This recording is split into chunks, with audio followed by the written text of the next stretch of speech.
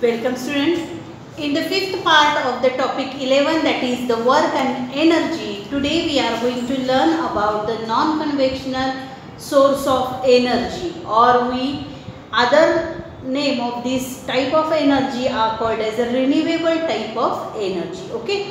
In that today we are going to learn about the solar energy, wind energy, hydroelectric or hydel energy, energy obtained by oceanic waves, and atomic energy. These are all the examples of the non-conventional source of energy or renewable resource of energy. बघा मुलांनो, non conventional म्हणजे conventional म्हणजे पारंपरिक, non म्हणजे नाही, अपारंपरिक ऊर्जा स्रोत किंवा नवीकरणीय ऊर्जा स्रोत असं त्याचं नाव आहे. आता त्याच्यामध्ये पहिला आपण भाग बघणार आहे तो आहे सोलार एनर्जी. बघा, the energy obtain from the sun is continuous and enormous. बघा काय सांगितलेलं आहे, सूर्यापासून जी ऊर्जा मिळते ही अखंड व प्रचंड स्वरूपात असते. इनॉर्मस म्हणजे काय, प्रचंड. कंटिन्युअस म्हणजे अखंडपणे. Solar energy is at the root of all energy available on the earth. आपण ट्रान्सफॉर्मेशन ऑफ द एनर्जी मध्ये हे अभ्यास केलेला आहे की पृथ्वीवर उपलब्ध असणाऱ्या सर्व ऊर्जा जे स्रोत आहे त्याच्या मुळाशी जर कोण असेल तर ते आहे solar energy. A variety of devices has been developed for making use of solar energy. आता अलीकडे जर आपण बघितले की सौर ऊर्जा उपयोगात आणणारी अनेक नवनवीन साधनं बाजारात उपलब्ध आहेत किंवा ती विकसित केली गेलेली आहे. फॉर एक्झाम्पल, त्याची एक्झाम्पल दिलेली आहे पहा. The solar cooker, solar water heater, solar dryer and solar cell. जसं सौर चूल, सौर जलतापक, सौर शुष्क आणि सौर विद्युत घट असं त्याचं नाव आहे. These are the all the applications of the solar energy. म्हणजे सोलार एनर्जीचा उपयोग करून ही सगळी साधनं बनवली गेलेली आहे. ओके, तर बघा पहिल्यांदा काय सांगितलेलं, in the first 3 devices mentioned about heat energy obtain from the sun is utilised for cooked food. म्हणजे पहिल्या 3 उपकरणांचा जर आपण विचार केला तर सूर्यापासून मिळणाऱ्या उष्णता ऊर्जेचा वापर केलेला गेलेला आहे आणि त्यामुळे अन्न शिजवणे, पाणी गरम करणे किंवा धान्य वाळवणे, जे सोलार ड्रायर जे असतात तर त्यामुळं काय होऊ शकतं, या सौर एनर्जीचा आपल्याला उपयोग करून घेता येतं. In solar energy electrical energy can be obtain from the solar energy. पुढं काय सांगितलेले बघा, सौर विद्युत घटामुळे विद्युत ऊर्जा मिळवणे शक्य झालेले आहे. Solar electric plants have the capacity to produce electricity in a large scale. A solar plant consists of solar cell. म्हणजे मोठ्या प्रमाणात जर विद्युत निर्माण करायची असेल तर मोठा सौर घट तिथं बसवावा लागतो आणि त्यामुळं सौर विद्युत संयंत्रणा तयार केली जाते आणि या सौर यंत्रामध्ये अनेक असे विद्युत घट उपलब्ध असतात. ओके, त्यानंतर दुसऱ्या प्रकारचा जो ऊर्जा प्रकार आहे त्याच्यामध्ये काय सांगितलेलं आहे बघा, वाइंड एनर्जी म्हणजेच पवन ऊर्जा. दुसरं नाव काय आहे त्याचं, पवन. पवन म्हणजे वारा. वाऱ्याच्या जो दिशा असते त्या दिशेवरून जो आपण बघतो हायवेवर गेले की मोठमोठे ते पॅनल्स ते जे दिसतात तर ते according to the ways of the wind याच्यावर चालत असतात. तर बघा, वेगानं वाहणाऱ्या वाऱ्याचा वापर करून पवनचक्कीद्वारे विद्युत निर्मिती केली जाते. Electricity is generated by means of wind mills using a strong winds. A windmill is also used for drawing water from a well. त्यामुळे विहिरीतून पाणी काढण्यासाठी सुद्धा याचा उपयोग केला जातो. इथं अजून एक प्रकारची एनर्जी आहे ती आहे म्हणजे टायडल एनर्जी. लिहायचं विसरलेलं आहे ते टायडल एनर्जी. हा एक प्रकार आहे. तिसरा, त्यानंतर चौथा ॲटॉमिक एनर्जी. ओके, तर बघा काय सांगितलेलं आहे, टायडल एनर्जी. टाइड म्हणजे काय आहे, इथं पाण्याची लाट. बरोबर आहे. A wall is constructed at a narrow region of a creek म्हणजे खाडी, म्हणजे समुद्राच्या खाडीवर चिंचोळा जो भाग निवडून त्यावर एक त्या ठिकाणी भिंत बांधली जाते. Due to waves generated by high and low tides the turbines of the generator fitted on the wall starts rotating and electricity is produced. आता काय केलं जातं बघा, आता खाडी म्हणजे काय ते तुम्हाला माहिती आहे. असा एक समजा एक चिंचोळा भाग आहे ना, इथं पाण्याचा स्रोत आहे, इथं पाण्याचा स्रोत आहे. तर अशा ठिकाणी इथं काय केली जाते, भिंत बांधली जाते आणि या ठिकाणाहून येणाऱ्या ज्या लाटा आहेत या लाटा या भिंतीवर आदळतील अशा पद्धतीने ही भिंत बांधली जाते. इथं आल्यानंतर काय केलं जातं, इथे टर्बाइन्स बसवलेली असतात आणि हा टर्बाइन्स ज्या ह्या लाटा ज्यावेळी या टर्बाइन्सवर पडतील त्यावेळी ही जी टर्बाइन्स आहेत ही जोरानं हलू लागतात आणि फिरतात आणि त्यामुळे काय होतं, तिथं इलेक्ट्रिसिटी काय होते, जनरेट होते जाते आणि मग ह्या ज्या इलेक्ट्रिसिटीचा उपयोग आपण वेगवेगळ्या याच्यामध्ये करू शकतो. तर अशा पद्धतीने जी एनर्जी मिळवली जाते तर त्याला काय म्हटलेलं आहे, टायडल एनर्जी असं म्हटलेलं आहे. ओके, त्यानंतर पुढचा भाग आहे बघा, हायड्रो इलेक्ट्रिक और हायडल पॉवर. आता हा जो प्रकार आहे हा बऱ्यापैकी आपल्याला माहिती आहे. ज्या ठिकाणी डॅम बांधलेले जातात तर त्या डॅमच्या वर उंचीवरून हे पाणी काय केलं जातं, साठवलेल्या नदीचं जे पाणी आहे त्या ठिकाणी अडवलं जातं, त्या ठिकाणी डॅम बांधले जातात आणि स्टोअर केलेल्या पाण्यामध्ये पोटेन्शियल एनर्जी असते आणि ज्यावेळी तेच पाणी उंचीवरून ते जे गेट असतात त्या गेटमधून ज्यावेळी पाणी पडतं त्यावेळी त्याचा स्पीड असतो आणि ते स्पीड येताना कायनेटिक एनर्जीमधून येत असतं आणि खाली असलेले जे टर्बाइन्स आहेत त्या टर्बाइन्सवर ह्या उंचावरून पडणारं पाणी पडल्यामुळे ते जोरानं फिरू लागतात आणि त्यानंतर तिथं इलेक्ट्रिसिटी काय केली जाते, प्रोड्यूस केली जाते. बघा, the water stored in a dam at a height is brought down through a tunnel and a turbines of the generator are rotated. The place where electricity is generated in this way is called as a hydroelectric or hydel power plant असं म्हटलं जातं. जलविद्युत केंद्र असं म्हटलं जातं. म्हणजे पाण्याच्या जोराच्या साहाय्यानं इलेक्ट्रिसिटी तिथं काय केली जाते, प्रोड्यूस केली जाते. The Koyna project in Maharashtra is well non hydel project. महाराष्ट्रामध्ये कोयना धरणावर मोठ्या प्रमाणात जलविद्युत प्रकल्प कार्यरत आहे. There are also other smaller hydroelectric plants located at the other dam sites. म्हणजे इतरही काही धरणं जी बांधलेली आहेत वेगवेगळ्या नद्यांच्या वर तिथं सुद्धा थोड्या प्रमाणात इलेक्ट्रिसिटी ही प्रोड्यूस केली जाते.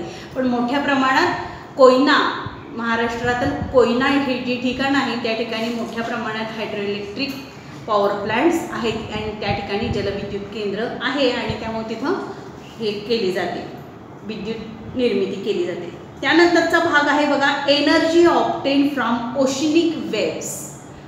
Energy obtain from the oceanic waves म्हणजे समुद्रातील लहरींपासून मिळणारी ऊर्जा. While sea waves move forward in a certain direction the water moves up and down regularly at the position. This too can be use to generate the electricity. म्हणजे समुद्रातील लाटा पुढे जात असताना एखाद्या ठिकाणी पाणी नियमितपणे वर खाली होत असतं. समुद्राच्या लाटा कशा येतात, एक लाट खूप मोठी येते, दुसरी छोटी येते, परत मोठी येते, म्हणजे अनियमितता तिथं असते आणि त्यामुळं काय होतं, एखाद्या ठिकाणी पाण्याचा जो वर खालीपणा होतो तर या गोष्टीचा उपयोग करून सुद्धा त्या ठिकाणी काय केली जाते, विद्युत निर्मिती केली जाऊ शकते. त्यानंतर लास्ट बघा, ॲटॉमिक एनर्जी. त्याचाच एक भाग आहे non conventional source of energy. तर त्याला अणुऊर्जा असं म्हटलं जातं. तर the serious crisis of electricity shortage can be erase by a generating electricity by means of atomic energy. म्हणजेच बघा, वीज टंचाई, इलेक्ट्रिसिटी शॉर्टेज म्हणजेच काय, वीज टंचाईसारखे गंभीर जे संकट आहे हे आपल्याला वारंवार भोगावं लागते आणि ते संकट लक्षात घेता अणुऊर्जेद्वारे विजेचे उत्पादन करता येते. हे लक्षात आल्यानंतर the heat is liberated during the fission of atoms of heavy elements such as uranium, thorium is used to generate the electricity. म्हणजे युरेनियम, थोरियम यासारख्या जड मूलद्रव्ये जी आहेत यांच्या अणूच्या विघटनापासून काय केली जाते, निघणाऱ्या उष्णतेचा वापर करून इलेक्ट्रिसिटी तिथं प्रोड्यूस केली जाते.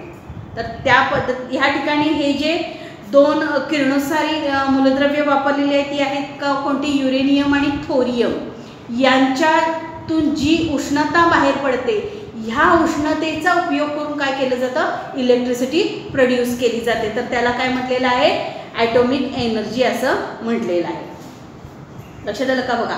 त्यानंतर यूज युअर ब्रेन पॉवरसाठी काही माहिती तुम्हाला दिलेली आहे बघा. देर is a energy in every substance in the universe. आपण जर विचारात घेतलं तर विश्वातील प्रत्येक पदार्थात ही ऊर्जा आहे. It is present in non living things as well as in living things. मग ही सजीवांच्या मध्ये जशी आहे तशीच निर्जीव वस्तूंमध्ये सुद्धा ही ऊर्जा आहे असं आपल्याला दिसतं. Why then there is a not energy not visible to us. असं असलं तरी ती एनर्जी आपल्या म्हणजे डोळ्यास दिसत कशी काय नाही किंवा आपल्याला ती का दिसत नाही, तर त्याचं काय उत्तर सांगता येईल की ऊर्जा ही कायम एका रूपातून दुसऱ्या रूपामध्ये काय होत असते, ट्रान्सफर होत असते. बरोबर आहे ना. आपण जशी बघितली की हायड्रो इलेक्ट्रिक पॉवर प्लांटमधनं जी इलेक्ट्रिसिटी प्रोड्यूस केली जाते ही पुन्हा वायर मार्फत घरामध्ये आणल्यानंतर ती वेगवेगळ्या रूपात आपण वापरतो. बरोबर, म्हणजे ती दिसत नाही आपल्याला पण त्याचा वापर आपण वेगवेगळ्या ठिकाणी करत असतो. बरोबर. त्यानंतर बघा, think over it. Note the amount of electricity bill of the last 8 months and think about the consumption of light electricity during each month. थोडीशी ॲक्टिव्हिटी तुम्हाला सांगितलेली आहे. तुमच्या घरातील 8 ते 8 महिन्याच्या वीज बिलाची रक्कम व प्रत्येक महिन्यासाठी झालेला वीज वापर या संदर्भात घरी जरासं चर्चा करा आणि तुम्ही किती वीज वापरताय याच्यावर घरच्यांशी चर्चा करा. त्यानंतर एक महत्त्वाचा पॉईंट्स आपण आता अभ्यास करणार आहे तो आहे ग्रीन एनर्जी. हरित ऊर्जा असं म्हटलं जातं किंवा ऊर्जा बचत किंवा हरित ऊर्जा ही काय आहे बघा. In a way saving energy is as good as generating energy. म्हणजे विजेची बचत ही एका अर्थाने विद्युत निर्मितीच आहे असं म्हटलं जातं. There are several ways of saving the energy such as the putting of a lamp Wien not needed, making maximum use of the sunlight etc. Saving energy resources is a very necessary, otherwise it will have a face a serious calamity like a global warming. आता याच्यामध्ये थोडीशी global वॉर्मिंगची concept तुम्हाला इथं clear केलेली आहे बघा. गरज नसताना दिवे बंद करणे, सूर्यप्रकाशाचा जास्तीत जास्त वापर करणं आणि ऊर्जा पद्धती अशा अनेक ऊर्जा बचतीचे मार्ग आहेत. ऊर्जा बचत करणे ही काळाची गरज आहे. जर आपण ऊर्जेची बचत केली नाही तर आपल्याला जागतिक तापमान वाढ हे जे संकट आहे या संकटाला सामोरं जावं लागतं. बरोबर आहे. म्हणजेच काय, we have to be use a electricity in very small and carefully. We do not allow the fans and the electric appliances when not in use. Okay. Then the energy resources which do not produce smoke and carbon gases such as carbon dioxide or carbon monoxide is called as a green energy resources. Greater use of such resources is need of our. हरित ऊर्जा म्हणजे काय सांगितलेलं आहे बघा. ज्या ऊर्जा स्त्रोतांपासून वापरांपासून carbon आणि धूर असे विविध घटक असतात तर हे कार्बन डायऑक्साईड असू दे, कार्बन मोनॉक्साईड असू दे, हे निर्माण होत नाही अशा ऊर्जा स्त्रोतांना ग्रीन एनर्जी असं म्हटलेलं आहे. आणि अशा स्त्रोतांचा वापर करणं ही आजची काळाची गरज बनलेली आहे. लक्षात आलं का बघा. म्हणजे जे ऊर्जा स्त्रोत वापरून कोणत्याही प्रकारचं कार्बन आणि कार्बनची रूपामध्ये गॅस बाहेर येणार नाही किंवा धूर येणार नाही अशा पद्धतीनं ऊर्जा स्त्रोतांचा वापर केला तर आणि त्यानंतर जी इलेक्ट्रिसिटी तिथं निर्माण होते तर त्याला हरित ऊर्जा असं म्हटलेलं आहे. म्हणजेच ग्रीन एनर्जी. ओके. बघा, what we have learn in this chapter. Work is done with when an object undergoes a displacement on application of a force. म्हणजे आपण फोर्स लावल्याशिवाय, बल लावल्याशिवाय एखाद्या वस्तूवर विस्थापन होत नाही आणि विस्थापन झालं नाही तर कार्य घडत नाही. Energy is capacity to do work. एखाद्याची काम करण्याची क्षमता म्हणजेच काय आहे, ऊर्जा अशी आहे. The various forms of energy are mechanical energy, heat energy, light energy, sound energy, chemical energy and electrical energy. These are all the forms of energy. Sometimes that can be used to obtain energy is called as a, something that can be used to obtain the energy is called as a energy resource. ऊर्जा स्त्रोत म्हणजे काय, ऊर्जा मिळवण्याचे साधन म्हणजेच ऊर्जा स्त्रोत आहे. आणि लास्ट वन बघा, energy resources are of two kinds, convectional that is non renewable and non-conventional that is a renewable energy resources that we had learned. So student, here we complete our chapter. As a notes you have to write down all the forms of energy, that is our non-conventional forms of energy, their resources and their example in your notebook. Along with that you write down the definition of the green energy and various forms of energy. That is the homework for today's video. In the next part of the video we will solve this exercise of this lesson. Okay, till then, good day.